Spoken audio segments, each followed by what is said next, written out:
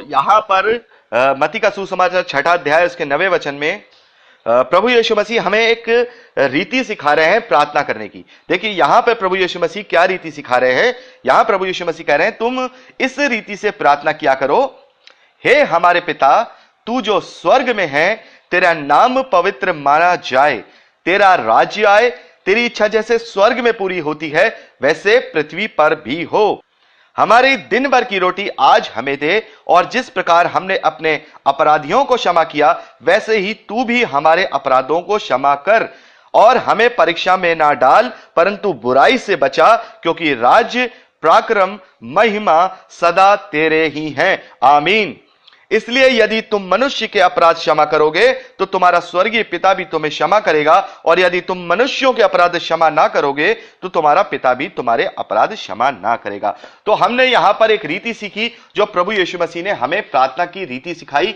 और यह रीति, बहुत से लोग कहते हैं बड़ी छोटी सी एक प्रार्थना है ये। अगर हम कह रहे हैं कि आप कोई भी प्रार्थना मत करिए, पूरे दिन कुछ भी प्रार्थना मत करिए, ना चंगाई के लिए प्रार्थना करिए, ना ही आप अपनी चीजों के लिए प्रार्थना करिए, ना ही आवश्यकताओं के लिए प्रार्थना करिए, किसी भी चीज के लिए प्रार्थना मत करिए। लेकिन आप अगर सुबह और शाम अगर छोटी सी आंख बंद करके हृदय के साथ अगर परमेश्वर से ये प्रार्थना करते हैं तो इन चीजों इनमें वो सारी चीजें सम्मिलित हो जाती हैं, जो चाहे वो आपकी आवश्यकताएं हो, चाहे वो आपकी दुर्बलताएं हो, चाहे वो आपकी समस्याएं हो।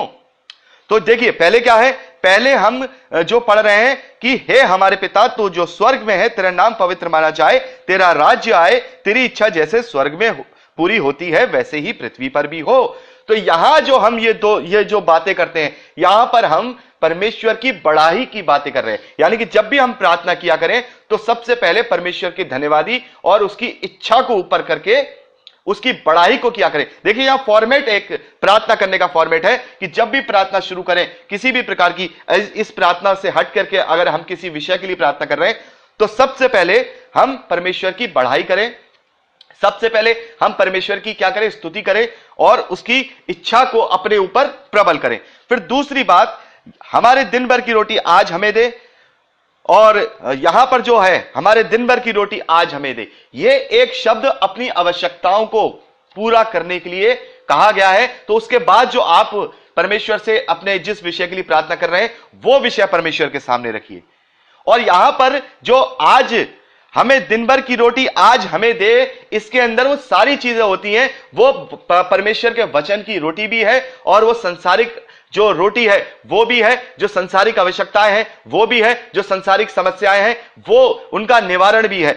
हमें दिन भर की रोटी आज हमें दे का मतलब हमें सब चीज जो चाहे वो वचन के द्वारा हो, चाहे वो सारे जो हमारी शारीरिक आवश्यकताएं हो वो हमें दे। यहां पर हमने मांग लिया।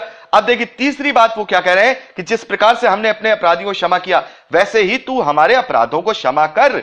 यानी कि यहां पर तीसरी बात ये आ रही है कि हम अपना जितने भी हमने पिछले बीते दिनों में या पिछले बीते दिन में जितने भी जाने अनजाने परमेश्वर के विरोध में कार्य किए हैं उनकी हम क्षमा मांगे कि परमेश्वर मैं जानता हूं जाने अनजाने मैंने तेरे विरोध में जरूर कार्य किया होगा, उनकी क्षमा मांगे, उन पापों का अंगीकार करें, और जो भी हमने गलत कार्य किए हैं वो परमेश्वर के सामने अंगीकार करके उसकी क्षमा मांगे। लेकिन एक बात और यहां पे जुड़ी है कि जिस प्रकार हमने अपने अपराधियों को क्षमा किया है वैसे ही तो हमारे अपराधों को क्षमा कर। यानी कि रोज अपने आप को इस बात से जांचें कि कहीं हमारे दिल में किसी के लिए विरोध तो नहीं बाकी बचा है। क्या हमने आज किसी को जो हम जिसे क्षमा कर सकते थे हमने उसे क्षमा किया है कि नहीं। तो सबसे पहले इस प्रार्थना से हम जब सुबह सुबह बोलते हैं तो ऐसे नहीं कि हमने बोल दिया जल्दी जल्दी, हे हमारे पिता तू जो स्वर्ग में है तो नहीं भाई, आप अपने आप से और परमेश्वर के बीच में एक पूरे दिन का एग्रीमेंट बांध रहे हैं प्रार्थना करके। और जब आप उससे क्या कह रहे हैं कि आप मेरे परमेश्वर आप मेरे अपराधों को क्षमा कीजिए जैसे कि मैंने अपने अपराधियों को क्षमा किया है, तो वहां आपको परमेश्वर से अंगीकार करने से पहले उन सभी लोगों के विषय में जिनके विषय में आपके हृदय में विरोध है उन्हें क्षमा करना होगा, उन्हें माफ करना होगा।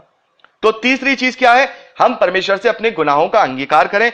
और फिर क्या है, गुनाहों का अंगीकार करने के बाद फिर एक ये फॉर्मेट आया कि अब हमें शैतान से और शैतान की परीक्षाओं से बचा।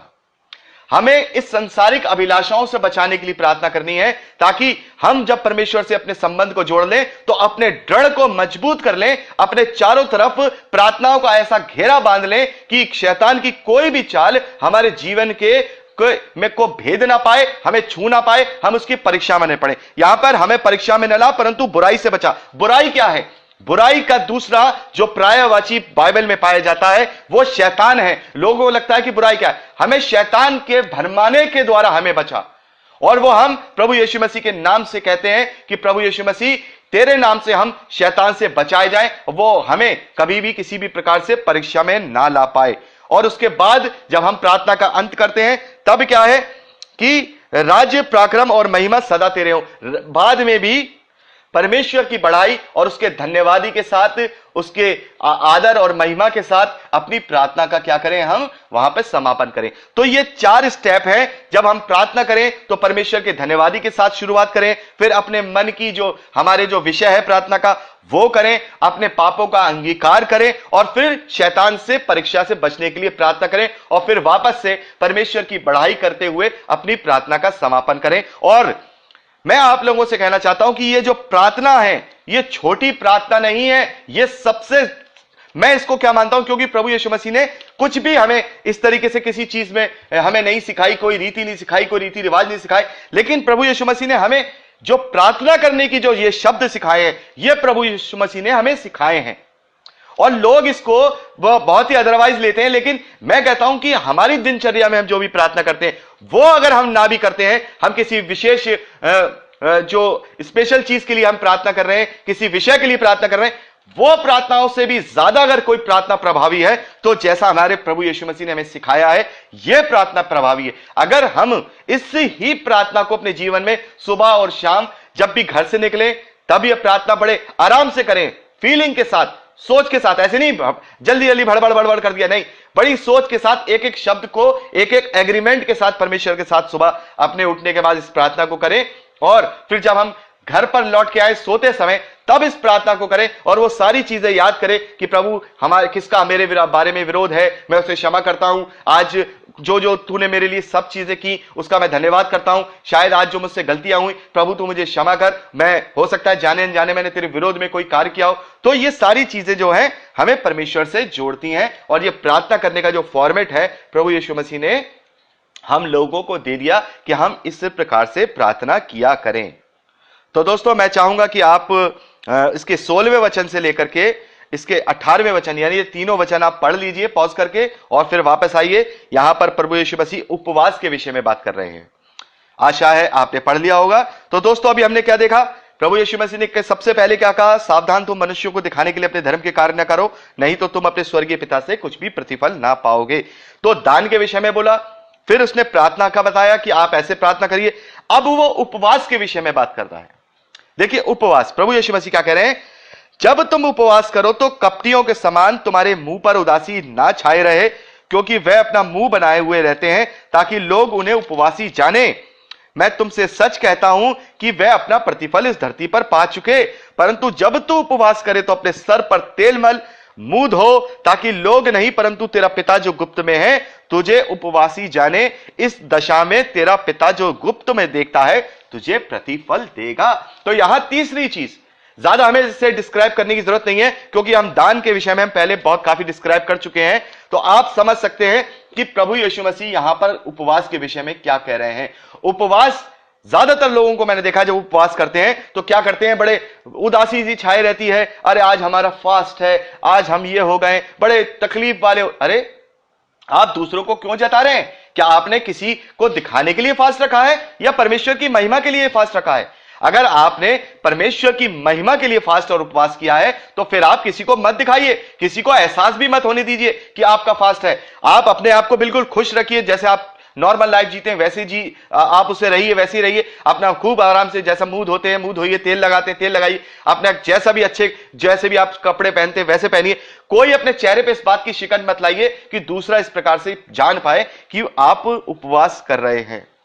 तो उपवास के विषय में भी, जैसे प्रार्थना और दान के विषय में प्रभु यीशु मसीह ने सिखाया कि ये तुम्हारे कार्य जो हैं मनुष्यों को दिखाने के लिए नहीं होने चाहिए, ये तुम्हारे कार्य गुप्त में हो, जो परमेश्वर के लिए हो, क्योंकि परमेश्वर जब उसका प्रतिफल देंगे तो हमारे लिए उसका लाभ है। अगर मनुष्य हमें उसका प्रतिफल दे देगा तो हमें उसका क्या लाभ? बस वो ये तो कह देगा, अरे बड़ा धर्मी भाई, बड़ा धर्मी है, आपकी वाहवाही हो जाएगी, बस कुछ नहीं मिलने वाला इस धरती पर। इस धरती से हम कुछ भी ले जाने की उम्मीद ना रखें, केवल अपने ग्रहण योग्य कार्यों को छोड़ करके वो ही अपने साथ हम ले जा पाएंगे, और उन्हीं के द्वारा और प्रभु परमेश्वर प्रभु यीशु मसीह पर अपने सच्चे विश्वास के द्वारा हम धर्मी ठहरेंगे। और जब हम विश्वास कर लेंगे तो जो उसका चाल चलन हमारे अंदर आ गया है, उस पर चलने के द्वारा जो हम परमेश्वर के विश्वास योग्य और ग्रहण योग्य बन जाएंगे, वो चीजें हमें स्वर्ग के राज में प्रतिफल दिलाएंगी और उद्धार को दिलाएंगी।